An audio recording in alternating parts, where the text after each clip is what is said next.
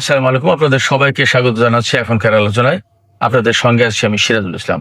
দর্শক, ইরানকে কেন্দ্র করে অনেকগুলো ঘটনা আছে, খুবই গুরুত্বপূর্ণ ঘটনা। যেমন আমেরিকা কিন্তু ইরানের উপরে নতুন করে হামলা চালিয়েছে। ইরানের অন্তত 3টি শহরে হামলা চালিয়েছে আমেরিকা, এবং কিশ দ্বীপে একটি বেসামরিক পরিবারের 3 সদস্য, স্বামী স্ত্রী এবং তাদের 2 বছরের একটি মেয়ে মারা গেছে। এরপরে সৌদি আরবে প্রিন্স সুলতান এয়ারবেজে হামলা হয়েছে, সেখানে ক্ষেপণাস্ত্র হামলা হয়েছে। এছাড়া সৌদি আরব ইরাকের উপর হামলা চালিয়েছে। ইরাকের প্রতিরোধকামী সংগঠন এর প্রতিশোধ নেওয়ার ঘোষণা দিয়েছে। ইরাকে যে হামলা চালিয়েছে সৌদি আরব এবং আমেরিকা মিলে, তাতে তো ইরানের আইআরজিসির 4 সদস্য তারা কিন্তু মারা গেছে। এপাশে সবচেয়ে বড় ঘটনা যেটা, নতুন করে খবর বের হয়েছে 56 ঘন্টায় চায়না থেকে 16টি কার্গো বিমানে করে অস্ত্র এসেছে ইরানে। তার ভেতরে সবচেয়ে বেশি গুরুত্বপূর্ণ যে অস্ত্র, সেটি হচ্ছে কাঁধে রেখে ফায়ার করা যায় এরকম ছোট মিসাইল লঞ্চার, যে মিসাইল লঞ্চারগুলো ইরানের জন্য এই মুহূর্তে খুবই কার্যকরী হবে। এছাড়া ড্রোন এবং আরও অন্যান্য অস্ত্র আছে বলে বলা হচ্ছে। 16টি কার্গো বিমানে এসেছে। এদিকে তুরস্ক, আমি গত 2-3 দিন আগে খবর দিয়েছিলাম, চীন থেকে তারা J-10C যুদ্ধ বিমান কিনবে।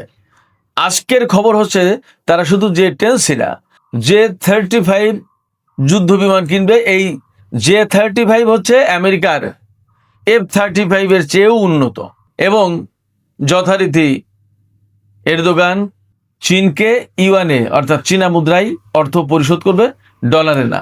এই রকমের অনেকগুলো ভূ রাজনীতির জন্য খুবই গুরুত্বপূর্ণ, খুবই সেন্সিটিভ, স্পর্শকাতর এইরকম কিছু খবর আছে। দর্শক, এই বিষয়গুলো নিয়ে এখন আমি আলোচনা করব। আশা করি আপনারা শেষ পর্যন্ত সঙ্গে থাকবেন, আর ভিডিও ভালো লাগলে লাইক, কমেন্ট, শেয়ার করবেন এবং চ্যানেলটি সাবস্ক্রাইব করে সাথেই থাকবেন। দর্শক, চলুন বিস্তারিত আলোচনা করি। আলোচনার প্রথমেই বলতে হবে, আমেরিকা এবং ইরানের মধ্যে নতুন করে কিন্তু যুদ্ধ শুরু হয়েছে আবার। ইরান গত পরশু রাতে জর্দানের মুওয়াফাক আল সালতি বিমানবন্দরে হামলা চালিয়েছিল, এবং সেটা ছিল আকস্মিক হামলা। এবং ওই হামলা ছিল ইরানের পক্ষ থেকে বলা যায় ভিন্নতর হামলা। কেন ভিন্নতর হামলা বলছি? ভিন্নতর হামলা বলছি এই কারণে, ইরান এতদিন যুদ্ধ করেছে আমেরিকার সাথে, আমেরিকা হামলা চালিয়েছে, তার জবাব দিয়েছে ইরান। আর গত পরশু রাতে যে হামলা করেছে ইরান আপনার জর্দানের মুওয়াফাক আল সালতি বিমানবন্দরে, সেই হামলাটা ছিল কিন্তু ইরানের পক্ষ থেকে, অর্থাৎ আমেরিকা না করার পরেও 3-4 দিন যুদ্ধ বন্ধ থাকার পরে কিন্তু হঠাৎ করে ইরান জর্দানের ওই বিমানবন্দরে হামলা চালিয়েছিল। তার মানে দাঁড়াচ্ছে ইরান কিন্তু তার যুদ্ধের নেচার এবং প্যাটার্ন পাল্টে ফেলল। এতদিন ছিল প্রতিরোধমূলক, এখন হলো আক্রমণাত্মক। এটা কিন্তু ইরানের পক্ষ থেকে সম্ভবত একটা বড় রকমের সিগন্যাল।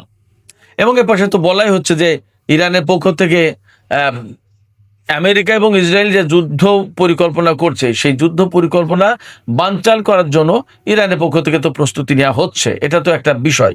এছাড়া হরমুজ প্রণালী যে করেই হোক ইরান তার হাতে রাখবেই, কোনো মতেই ছাড়বে না। অতএব তার প্রস্তুতি কিন্তু সে সেইভাবেই নিচ্ছে। এটা গেল আর একটা দিক। আর সবচেয়ে বড় যে দিক, সেটা হচ্ছে যে ইরান এই হামলার মধ্য দিয়ে আমেরিকাকে এই মেসেজ দিল যে তোমরা মারলে আমরা মারবো, এই দিন শেষ, সম্ভবত এমন মেসেজ দিল। অর্থাৎ আমরা প্রয়োজন মতো, আমাদের যখন প্রয়োজন তখন আমরা যুদ্ধ করতে পারি, তোমাদের উপর হামলা চালাতে পারি। এবং ইরানের পক্ষ থেকে কিন্তু একটা কথা বলা হয়েছে যে যুদ্ধ শুরু করেছে আমেরিকা, তারা যুদ্ধ শেষ করতে পারবে না, যুদ্ধ শেষ করব আমরা, অর্থাৎ ইরান। ইরানের পক্ষ থেকে বক্তব্য, সেক্ষেত্রে মোটামুটিভাবে বলাই যাচ্ছে যে এই যুদ্ধের নেচার, গতি প্রকৃতি অনেক কিছু কিন্তু পাল্টে যাচ্ছে। এদিকে সৌদি আরব যে যুদ্ধে জড়িয়ে গেল, তাতে কি দাঁড়ালো? এই কয়েকদিনের ভেতরেই সৌদি আরব, ইয়েমেন, ইউক্রেন, এই সমস্ত দেশ কিন্তু যুদ্ধে জড়িয়ে গেল। এরপরে কুয়েত আর বাহরাইন থেকে ইরানের উপরে হামলা চালানো হয়েছে বলে বলা হচ্ছে। যদি তাই হয়, তাহলে মধ্যপ্রাচ্যের ঘটনা মনে হচ্ছে কিছুটা পরিবর্তন হচ্ছে, পাল্টে যাচ্ছে। হয় মধ্যপ্রাচ্যের এই মুসলিম দেশগুলো, আরব দেশগুলো ইরানের বিরুদ্ধে শক্ত অবস্থান নিতে যাচ্ছে, আর না হয় অন্য কোনো খেলা খেলছে, যার কারণে হয়তো, আমি জানি না এটা এমন হতে পারে কিনা, তাদের কৌশল কিনা, যে যেভাবে হোক আরো ইরানকে আরো উত্তেজিত করে আরো হামলা চালিয়ে মধ্যপ্রাচ্যে আমেরিকার অবস্থানটাকে একেবারে জিরো করে ফেলার ব্যবস্থা। এমনটা নাও হতে পারে, দেখা গেল যে সত্যি সত্যিই তারা ইরানের সাথে শত্রুতা করছে, এমনও হতে পারে। আবার এমন ব্যাখ্যাও আছে, আমি নিজে একদিন বলেছিলাম যে হরমুজ প্রণালী বন্ধের পাশাপাশি বাব আল মানদেব প্রণালী বন্ধ করে দিয়ে আমেরিকাকে প্রচন্ড রকমের চাপে ফেলে আরো যুদ্ধের ভেতরে ফেলে আমেরিকার এই অঞ্চলের অর্থাৎ মধ্যপ্রাচ্য অঞ্চলের যত ঘাঁটি আছে সমস্ত সবগুলোকে একেবারে তছনছ করে দেওয়ার ব্যবস্থা করে এই অঞ্চল থেকে তারা হয়তো সবাই মিলে বিদায় দিতে চাচ্ছে।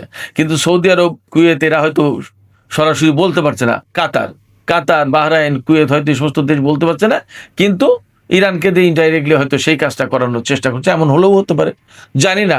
যুদ্ধ পরিস্থিতির বিষয়টা ভিতরে আসলে অ্যাকুরেটলি বলা খুব কঠিন ব্যাপার, কারণ কখন কোন পরিস্থিতিতে কি হয় এটা বলা কঠিন ব্যাপার। আর একটা ব্যাপার হচ্ছে যে কার পলিটিক্স, কার স্বার্থ যে কোন জায়গায় এবং কে কার হয়ে কখন কোনভাবে দাবার ঘুটি যে চালে পাল্টায় বলা মুশকিল। সেই জন্য আমি বলবো যে যে কোনো সম্ভাবনায় হতে পারে। তবে যদি সৌদি আরব অ্যাকচুয়ালি ইরানপন্থী যে সমস্ত বিপ্লবী বা প্রতিরোধকামী সংগঠন আছে যেখানে ইরানের 4 জন IRGC সদস্য মারা গেছে, ব্যাপারটা যদি এরকম হয় তাহলে ইরানের পক্ষ থেকে কিন্তু কড়া জবাব হবে এবং সম্ভবত সৌদি আরব বড় রকমের হামলার মুখে পড়লেও পড়তে পারে, কিছু বলা যাচ্ছে না। সৌদি আরবকে হয়তো আর ইরান ছাড় নাও দিতে পারে যদি ব্যাপারটা অ্যাকচুয়ালি সৌদি আরব জেনে বুঝে ইচ্ছাকৃতভাবে এই কাজগুলো করে থাকে। আবার অনেক সময় এমন হয় যে দেখা গেল সৌদি আরব থেকে বিমান উড়েছে ঠিকই, কিন্তু আমেরিকায় হামলা চালিয়েছে, বোঝা মুশকিল। এই সিচুয়েশনে যাচাই বাছাই করা মুশকিল। এখনো ইরানের পক্ষ থেকে পরিষ্কার বলা হয়, দেখা যাক কি হয়, আমরা অপেক্ষা করছি। এদিকে চীনের পক্ষ থেকে এই খবরটা অনেকগুলো মাধ্যমে এসেছে যে চীনের পক্ষ থেকে 56 ঘন্টায় অন্তত 16টা কার্গো বিমান ইরানে নেমেছে এবং তাতে আনা হয়েছে বিপুল পরিমাণে অস্ত্র। এবং মেইন স্ট্রিম মিডিয়া যেগুলো, তাতেও খবর আসছিল, গত 2-3 দিন ধরে যে চীন থেকে ইরান সম্ভবত কয়েক কোটি ডলারের চুক্তি করেছে, যে চুক্তির আওতায় ইরান চীন থেকে কাঁধে রেখে ফায়ার করা যায় ওই শোল্ডার মিসাইল কিনবে, যাতে এই শোল্ডার মিসাইল কিনলে কি হবে, খুব দ্রুত একেবারে তাৎক্ষণিকভাবে ফায়ার করা যায়। মানে এর জন্য খুব বড় প্রস্তুতির কোনো প্রয়োজন নেই, লঞ্চার ঠিক করা, অনেক ব্যাটারি এটা সেটা কোনো কিছু চার্জ দেওয়া এগুলো কিছুই লাগে না, একেবারে জাস্ট কাঁধে নিয়েই শ্যুট করা যায়। কাকে শ্যুট করবে? এই সমস্ত এই যে শোল্ডার অর্থাৎ কাঁধে রেখে যে ক্ষেপণাস্ত্র ছোড়ার যে ইয়েগুলো, মিসাইল লঞ্চারগুলো, এইগুলো হেলিকপ্টার তুলনামূলক নিচু দিয়ে যায়, হেলিকপ্টার, তারপর নিচু দিয়ে উড়ে যাও যুদ্ধ বিমান, ক্ষেপণাস্ত্র, ড্রোন, এইগুলো যদি খুবই কার্যকরী। এই মুহূর্তে মনে হচ্ছে এই ড্রোন হাতে পাওয়ার পর ইরান যুদ্ধের নতুন ফেজে যাবে। ইরান কিন্তু একটা কথা বলেছে, ইরান কিন্তু যুদ্ধবিরতি মানেনি, যুদ্ধবিরতির প্রস্তাব তার কাছে নিয়ে গেছে কিন্তু পাকিস্তান, কাতার, তুরস্ক, সৌদি আরব, বিভিন্ন দেশ, কোনো যুদ্ধবিরতি তারা মানেনি।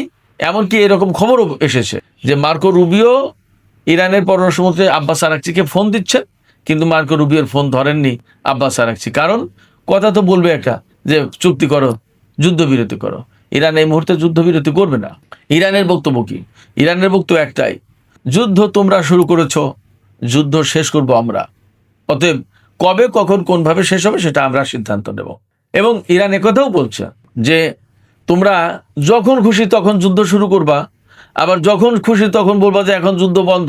এই তোমাদের ইচ্ছা মতো যুদ্ধ শুরু, যুদ্ধ শেষ, কোনোটাই করতে দেওয়া হবে না, তোমাদের ইচ্ছার গোলাম আমরা না। ইরানের বক্তব্য কিন্তু এখন এইটা। সেক্ষেত্রে যদি সৌদি আরব এই যুদ্ধে জড়িয়ে যায়, আমরা চাইবো, আমরা প্রত্যাশা করবো না জড়াক, যদি জড়িয়ে যায় তাহলে কিন্তু অনেক বেশি সংকটাপন্ন হয়ে যাচ্ছে মধ্যপ্রাচ্যের এই চলমান যুদ্ধ। কারণ ওপাশে ইউক্রেন জড়িয়ে গেল বা ইরানের জাহাজে হামলা চালিয়েছে, যদিও তারা পরে বলছে যে আমরা এই ধরনের কাজ আর করবো না, এই ধরনের হামলা করবো, তোমরা প্লিজ এই কোনো প্রতিশোধে যেও না, ইরানকে তারা সুপারিশ করছে। বাট দেখা যাক কি হয়। তো যদি যুদ্ধে জড়িয়ে যায় সৌদি আরব, তাহলে ইউক্রেন, সৌদি আরব, এপাশে কুয়েত, বাহরাইন, ওপাশে ইয়েমেন জড়িয়ে গেল, অনেক বড় বড় ঘটনা আছে।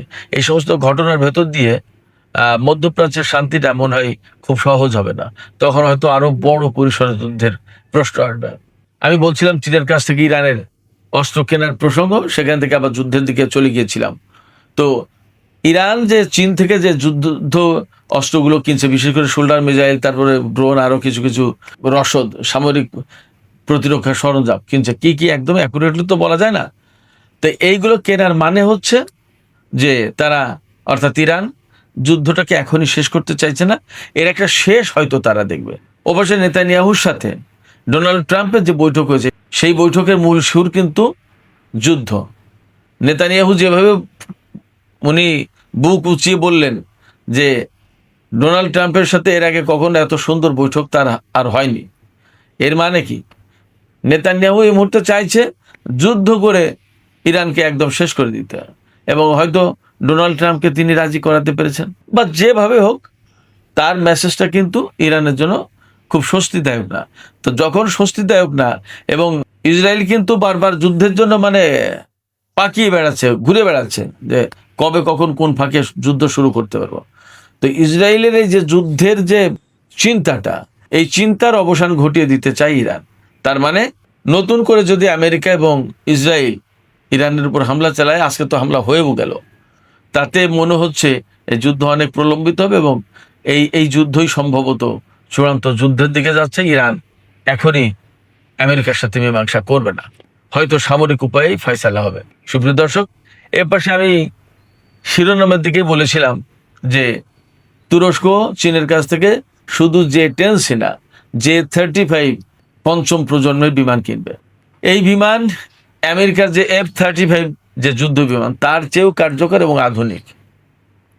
এবং চীন তো এখন প্রযুক্তিতে কোথায় চলে গেছে এবং কতটুকু কি, এটা আমার চেয়ে আপনারা সবাই হয়তো বেশি জানেন।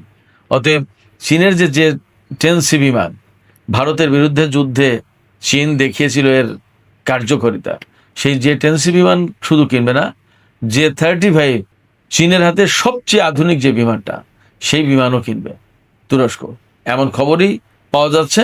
এবং বলা হচ্ছে যে তুরস্ক চীনকে এই বিমান কেনা বাবদ যে অর্থ দেবে, সেই অর্থ দেবে ডলারে না, ইউয়ানে, চীনা মুদ্রায়। তার মানে ডলারাইজেশন যে প্রক্রিয়া, সেই প্রক্রিয়ায় তুরস্ক একদম ওপেনলি ইন্টারন্যাশনালি জড়িয়ে গেল। এবং তুরস্ক কেন চীনের কাছ থেকে J-35 এই যুদ্ধ বিমান কিনতে চাচ্ছে, তার মূল কারণ হলো আমেরিকার সাথে যে F-35 যুদ্ধ বিমান কেনার যে চুক্তি ছিল তুরস্কের, আমেরিকা তো সেই যুদ্ধ বিমান দিল না। এবং খুব সম্প্রতি ডোনাল্ড ট্রাম্প বলেছিলেন যে তুরস্ককে ওই বিমান দেওয়া হবে। পরবর্তীতে খবর আসছে যে মার্কিন কংগ্রেস এই অনুমোদন দিচ্ছেন, অর্থাৎ তুরস্ক যুদ্ধ বিমান পাবে না, F-35 যুদ্ধ বিমান। তো রজব তাইব এরদোগান এখান থেকে খানিকটা রাগান্বিত হয়ে তিনি বলছেন, ঠিক আছে, যদি তাই না দেয় তো থাক, রাশিয়ার কাছ থেকে S-400 কিনেছি, আর চীনের কাছ থেকে কিনবো এবার J-10C এবং J-35 যুদ্ধ বিমান। আমেরিকা না দেয় থাক, অর্থাৎ আমেরিকাকে একটা বড় রকমের চাপে ফেলা। এখন আমেরিকা যতই চাপে পড়ুক, যতক্ষণ পর্যন্ত নেতানিয়াহু না বলছে যে ঠিক আছে তুরস্ককে এই বিমান দেন, ততক্ষণ পর্যন্ত আমেরিকা দেবে না, আমার ব্যক্তিগত ধারণা বা বিশ্বাস। সেক্ষেত্রে হয়তো তুরস্ক চীনের কাছ থেকে J-10C এবং J-35 কিনবে।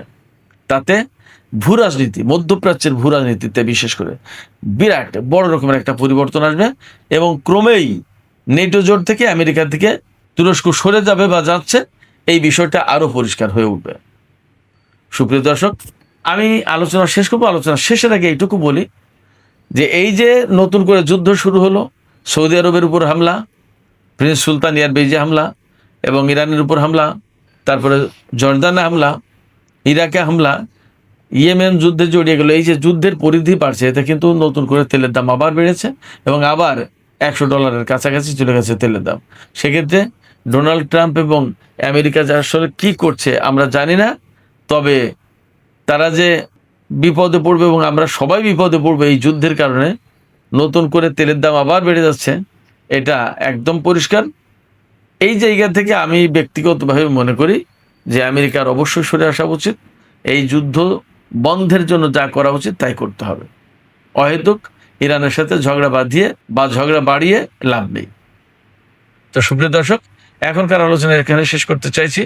আলোচনা শেষের আগে আমি আপনাদের কাছে একটা প্রশ্ন করতে চাই তুরস্কের ব্যাপারে। আমরা তো সবাই দেখছি যে তুরস্ক মোটামুটি চীনের কাছ থেকে এই যুদ্ধ বিমান কেনার চেষ্টা করছে, যে 10C বা যে 35, এমন খবর কিন্তু এখন যথেষ্ট তো সুপ্রিয় দর্শক, আমরা তো দেখতে পাচ্ছি বা বিভিন্ন মাধ্যমে খবর কিন্তু আসছে যে তুরস্ক চীনের কাছ থেকে যে 10C এবং যে 35 যুদ্ধ বিমান কিনতে চায়। যদি এই যুদ্ধ বিমান কেনে তাহলে মধ্যপ্রাচ্যে একটা বড় রকমের পরিবর্তন হয়ে গেল বলে মনে করা হবে। আপনারা কি মনে করছেন যে আসলে এর মধ্য দিয়ে ভূ রাজনীতিতে একটা বড় পরিবর্তন ঘটে যাবে? আপনাদের মতামত জানিয়ে কমেন্টে লিখতে পারেন। আর ভিডিও ভালো লাগলে লাইক, কমেন্ট, শেয়ার করবেন এবং চ্যানেলটি সাবস্ক্রাইব করে সাথেই থাকবেন।